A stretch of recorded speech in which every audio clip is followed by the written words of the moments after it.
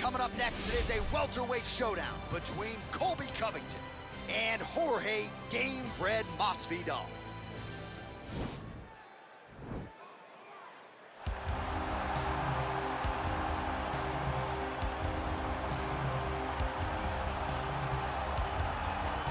All right, so here he is, Jorge Gamebred Masvidal, turned pro in mixed martial arts back in 2003. More than 45 pro MMA fights to his credit. Seems to have finally found the division in which he belongs and trying to make a run here to welterweight title contention. At welterweight, he has a speed advantage. He also can still defend takedowns very, very effectively.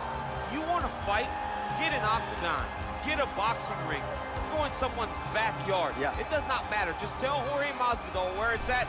He'll be there. This is a fighter's fighter, and he's always looking for a good scrap. And that's why when Leon Edwards confronted him backstage, had to give him the 3-piece and the soda, right? He got him with a biscuit. He got him with the biscuit.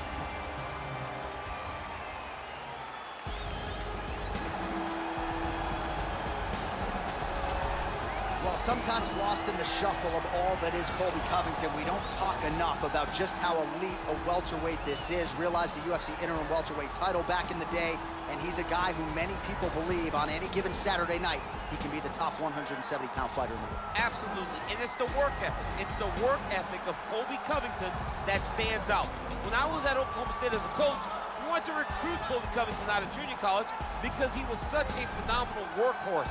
Everybody recognized it from day one, and when you watch it in his approach to his fights, he fights in that very same way. He's in your face, he's grabbing you, he's punching you, he's taking you down, and he'll even stand and strike and throw big shots with you as the fight progresses. Don't mistake the talk for a guy that cannot back it up with action. Colby Covington is a savage. Fear is not a factor for Colby Chaos Covington. Ladies and gentlemen, this fight is 3 rounds in the UFC welterweight division. Introducing first, fighting out of the blue corner. This man is a boxer, holding a professional record of 35 wins, 15 losses. He stands 5 feet 11 inches tall, weighing in at 170 pounds. Fighting out of Miami, Florida, Jorge Gamebred Masvidal. And now introducing his opponent, fighting out of the red corner, a wrestler holding a professional record of 16 wins, 3 losses. He stands 5 feet 11 inches tall, weighing in at 170 pounds. Colby Chaos Covington. And when the action begins, our referee in charge, Herb Dean. Herb Dean, third man in the octagon for this one. Ready. Ready to fight? All right, so here we go. This highly anticipated fight is now underway. Looks like a classic matchup of striker versus grappler. Am I simplifying things too much? In this instance, you aren't, because this is what got these two men to the show. Right. One guy is known for his diverse attack on the feet. The other guy is known for his ability to drag the fight to the mat and put his opponent in danger from the very start of the grappling exchanges.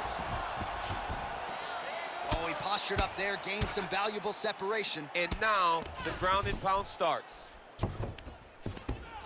Gamebred gets up, he is back on the feet here. Big kick lands.